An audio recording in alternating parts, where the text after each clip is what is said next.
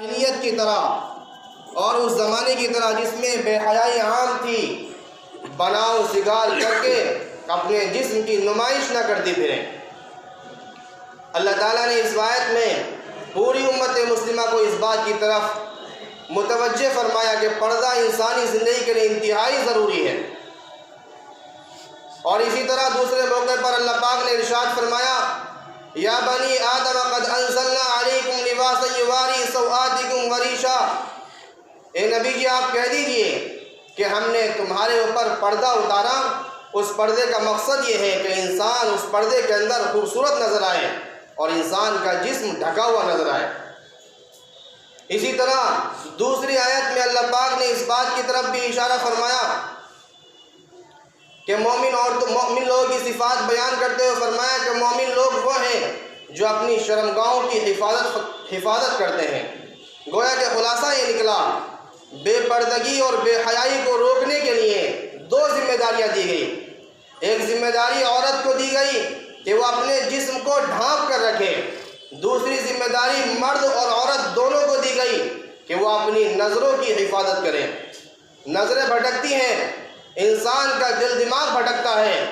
جب انسان کا دل دماغ بھٹکتا ہے اس کے قدموں کے اندر ہلچل پیدا ہوتی ہے اور وہ گناہ کی طرف آمادہ اور متوجہ ہوتا ہے۔ اس نے دو ذمہ داری دی، ایک عورت کو کہ وہ اپنے پورے جسم کو ڈھانپ کر رکھے،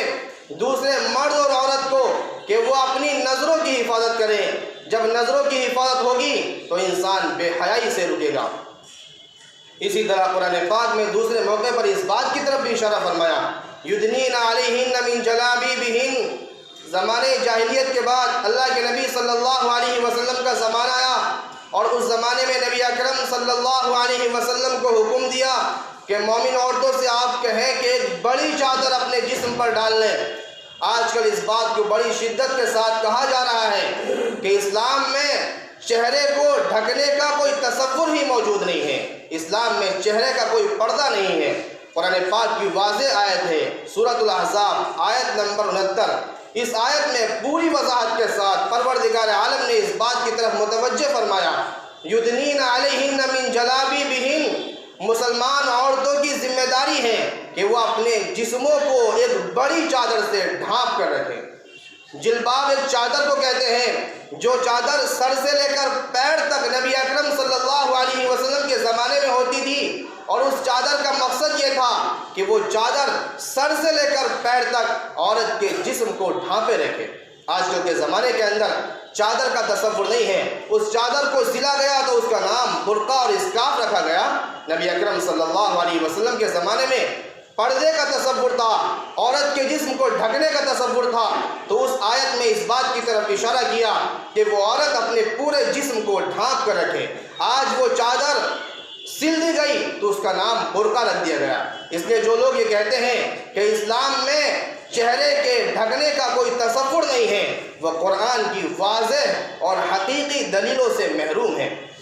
اسی طرح اسلام نے پردے کو اور اسلام نے عورت کے جسم کے ڈھانپنے کو 3 حصوں میں تقسیم کیا کہ کس سے کتنا پردہ رکھا گیا۔ ایک تو شوہر اور بیوی ہے، مرد اور عورت شوہر اور بیوی ہیں، ان کے درمیان کوئی پردہ نہیں رکھا گیا، وہ ایک دوسرے کے جسم کو پوری طرح دیکھ سکتے ہیں۔ دوسرا پردہ محارم کے درمیان ہے کہ عورت اور محارم میں بیٹا آتا ہے، باپ آتا ہے، بھائی آتا ہے، اور اسی طرح چچا ہے، ماموں ہے، یہ سارے محارم کے جن سے پردہ کرنا ضروری نہیں ہے، ان کے لیے پردے کا الگ حکم دیا کہ وہ عورت ان محارم کے سامنے اپنی ہتھیلیوں کو، اپنی کوہنیوں کو، اپنے پیروں کو، اپنے چہرے کو، اپنے جسم کے بالوں کو کھول کر رکھ سکتی ہے۔ اس لیے کہ اسلام کوئی بندھن نہیں باندھتا، اسلام عورت پر کوئی پابندی نہیں لگاتا کہ اس کی زندگی کو اجیرن بنا دیا جائے اور اس کی زندگی کو مصیبت کا شکار بنا دیا جائے۔ اس نے دوسرا پردہ محارم سے ہے کہ محارم کے سامنے وہ عورت اپنے چہرے کو کھول سکتی ہے، اپنے جسم، اپنے سر کے بالوں کو کھول سکتی ہے، اپنے ہاتھ کی ہتھیلی کو، اپنی پنڈلیوں کو، اور اسی طرح اپنی کوہنیوں کو کھول سکتی ہے۔ اس لیے کہ گھر کے اندر رہے گی تو اس میں ان محارم کا آنا جانا رہے گا۔ ظاہر سی بات ہے محارم کے سامنے مکمل پردہ کرنا انسان کے لیے مشکل بن جائے گا۔ تیسرا پردہ رکھا گیا اجنبی کے لیے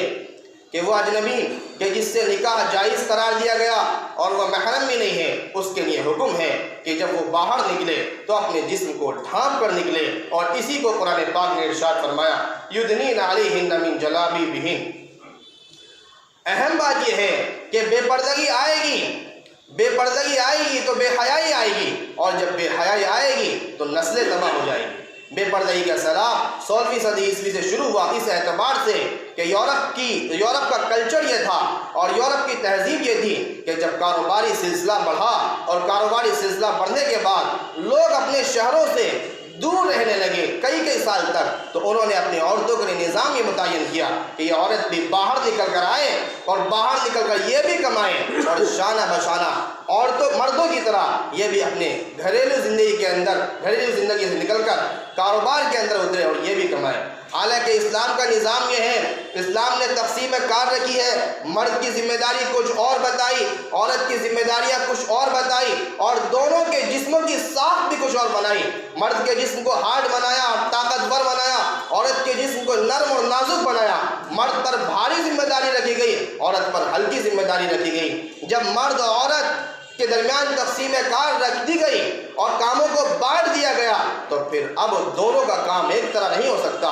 مرد کا کام ہے باہر نکل کر کاروباری زندگی دیکھے اور معاش کا انتظام کرے، عورت کی بڑی ذمہ داری یہ ہے گھر میں رہ کر نسل کو تیار کرے، عورت کو بچوں کو پروان چڑھائے، اس کا ایمان بنائیں، اس کا یقین بنائیں، اس کا اسلام بنائیں، اور اس کو ایک انسانی اور پاک صاف زندگی بتائے اور سکھائیں۔ جب یہ ہوگا تو پھر آگے چل کے یہ سماج کے لیے ایک بہتر بہن بنے گی، سماج کے لیے ایک بہتر ماں بنے گی، اور سماج کے لیے ایک بہتر باپ بنے گا یہ بچہ۔ لیکن اگر اس زندگی کو ٹھپ کر دیا جائے گا اور دونوں کے درمیان تقسیم کار کو ختم کر دیا جائے گا، تو پھر وہی ہوگا جو یورپ کے اندر ہو رہا ہے کہ بچہ چائلڈ کیئر کے اندر پل رہا ہے، اور جب بچہ بڑا ہو جاتا ہے تو وہی بچہ جس کو ماں باپ کی ممتا نہیں ملی، ماں باپ کی شفقت نہیں ملی، ماں باپ کا پیار نہیں ملا، بڑا ہوتا ہے اور شادی بیاہوں کے بندھن میں بن جاتا ہے، باپ بوڑھا ہوتا ہے اور بوڑھے باپ کی خدمت سے وہ معذور ہو جاتا ہے، تو وہی بچہ اپنے باپ کو جس نے خون پسینے سے اس اولاد کی تربیت کی تھی، اس اولاد کے لیے کمایا تھا، وہی بیٹا اور وہی بیٹی اپنے باپ کا ہاتھ پکڑ کر اولڈ ایج میں جمع کر لیتی، اور انتقال ہوتا ہے تو فون کر کے کہتے ہیں کہ افسوس کی بات یہ ہے کہ باپ کا انتقال ہو گیا۔ اسی طرح کا ایک واقعہ لکھا ہے کہ ایک صاحب نے اپنے باپ کو اولڈ ایج میں جمع کر دیا، اور جمع کرنے کے بعد باپ رہتا رہا۔ کچھ دنوں کے بعد باپ کا انتقال ہوا، وہاں کے مینیجر نے فون کر کے کہا آپ کے والد کا انتقال ہو گیا ہے، آپ آ جاؤ اور ان کی تجہیز و تکفین اور کفن دفن کا انتظام کر لو۔ بیٹے نے کہا بڑے افسوس کی بات ہے، مجھے بڑا دکھ ہوا، میرے باپ کا انتقال ہو گیا، لیکن میرے پاس وقت نہیں ہے، اس لیے آپ سے میں کہتا ہوں کہ آپ ہی ان کے کفن دفن کا انتظام کر دیں، اور جو بل ہو مجھے واٹس ایپ کر دیں یا کچھ اور کسی اور ذریعے سے بتا دیں تاکہ میں وہ بل آپ کو جمع کر سکوں۔ عزیزو، جب بے پردگی آئے گی، بے حیائی لائے گی، اور جب بے حیائی آئے گی تو فیملی سسٹم تباہ ہو جائے گا۔ ایک دوسرے کی خبر کرنے والے اور ایک دوسرے کے بارے میں سوچنے والے سماج اور معاشرے سے محروم اور معدوم ہو جائیں گے۔ اللہ پاک عمل کی توفیق عطا فرمائے۔